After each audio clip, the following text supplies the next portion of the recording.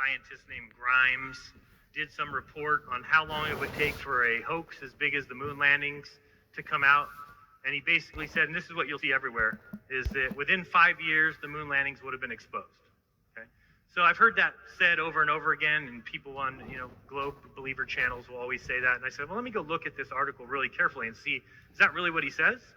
So you look at the article, and he says that for a plot to last for 5 years, that all of NASA, when he said that it would last only 4 years, he was saying that all of NASA was in on it. Well, not one of us believes that. Not one person believes that everybody at NASA was involved in the moon hoax. So I started to say, well, did the numbers change? Well, he keeps going down. He says for any plot to last 5 years, only 2,500 people would have to be on the conspiracy. For it to last more than 10 years, you have to have fewer than 1,000 people in on the conspiracy. And for it to last 100 years, you have to have less than 125 collaborators. Well, that's exactly what we're saying. We're saying that only the astronauts and very few people knew. How do we know that? What about all those guys, Jaron, sitting at the consoles? Didn't they know what was going on? Wouldn't they know? They're sitting looking at data. Well, how about Apollo Flight Commander Gene Kranz, who told us in the late 60s our simulation technology had progressed to the point where it became virtually impossible to separate the training from actual missions. The simulations became full dress rehearsals for the missions down to the smallest detail.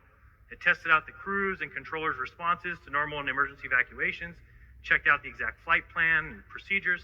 And it says down at the bottom quote there, the simulations were so real that no controller, so nobody sitting at any console or any computer, could discern the difference between the training and the real mission.